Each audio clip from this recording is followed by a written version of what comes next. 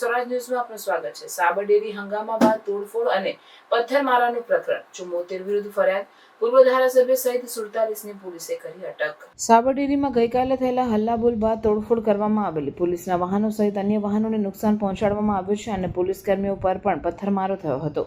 ત્યારે આ સમગ્ર મામલે હિંમતનગર એ ડિવિઝન પોલીસના 74 લોકોના સામે નામજોગ પોલીસ ફરિયાદ દાખલ થઈ છે, જેમાં 47 લોકોની પોલીસે અટકાયત કરી દીધી છે। તો જે લોકો સામે ફરિયાદ દાખલ થઈ છે તેમાં બાયડના પૂર્વ ધારાસભ્ય જશુભાઈ પટેલ, રણજીતસિંહ સોલંકી, સાબરકાંઠા બેંકના પૂર્વ ચેરમેન રાજેન્દ્રસિંહ ભાટી સહિતના કુલ 47 લોકો સામે નામજોગ પોલીસ ફરિયાદ દાખલ કરવામાં આવે છે અને જે લોકોને અટક કરવામાં આવે છે તે લોકોને કોર્ટમાં રજૂ કરવામાં આવશે।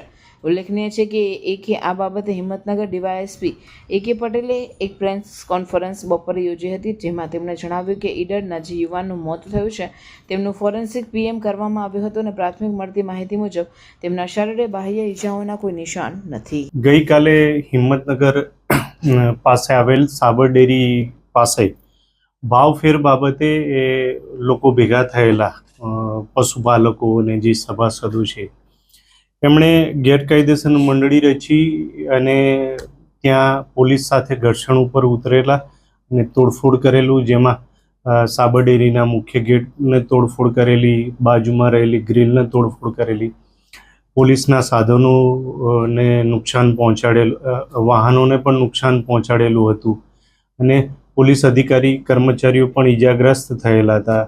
આ ગેરકાયદેસર ટોળાએ પથ્થરમારો કરેલો અને જે નેશનલ હાઈવે છે ત્યાં આવતા જતા વાહનો રોકવા પણ પ્રયત્ન કરેલો, જેને યોગ્ય બળ પ્રયોગ કરી પોલીસે વિખેરી નાખેલા અને આ બનાવ સંદર્ભે હિંમતનગર એ ડિવિઝન પોલીસ સ્ટેશન ખાતે એફઆઈઆર રજીસ્ટર કરવામાં આવેલી, જેમાં 74 આરોપીઓ સામે નામજોગ ફરિયાદ દાખલ થયેલી છે અને અન્ય 900 થી 1000 વ્યક્તિઓના ટોળા વિરુદ્ધ ગુનો દાખલ થયેલ છે।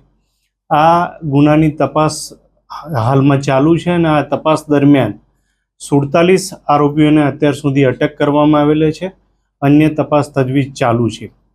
આ બનાવ સંદર્ભે એક અશોકભાઈ પટેલ જેમનું મરણ ગયેલ છે, એમનું ફોરેન્સિક પીએમ કરવામાં આવેલું છે અને પ્રાથમિક કોઝ ઓફ ડેથ ડૉક્ટર તરફથી આપવામાં આવેલ છે, જેમને કોઈ પણ પ્રકારની બાહ્ય ઈજાના કોઈ પણ નિશાન જણાયેલ નથી, એટલે કોઈ પણ બાહ્ય ઈજાથી એમનું મૃત્યુ થયું હોય તેવું હાલના સંજોગોમાં જણાતું નથી। કેટલા ટીયર ગેસના સેલ છોડવામાં આવ્યા હતા? કેટલા પોલીસ કર્મીઓ ઈજાગ્રસ્ત છે? પશુપાલકમાં કોઈ ઈજાગ્રસ્ત? આશરે 50 થી વધુ ટીયર ગેસના સેલ છોડવામાં આવેલા, 4 થી વધારે વાહનોને નુકસાન થયેલું છે, અન્ય તપાસ હાલમાં ચાલુ છે। રાજકીય કોઈ વ્યક્તિઓની સંડોવણી આ ફરિયાદમાં હોય, ઉલ્લેખ કરવામાં આવ્યો હોય, ધરપકડ કરવાની બાકી કે કઈ દિશામાં કાર્યવાહી? જે એફઆઈઆર છે એમાં પૂર્વ એમએલએ નું નામ છે, બીજા જે વાઇસ ચેરમેનને છે એમના નામ છે। કેટલા લોકોને અટકાયત કરવામાં આવી? હાલ સુધી 47 આરોપીઓની અટક કરવામાં આવી છે। કોર્ટમાં રજૂ કરવામાં આવશે અને કેટલા દિવસના રિમાન્ડ માંગવામાં આવશે?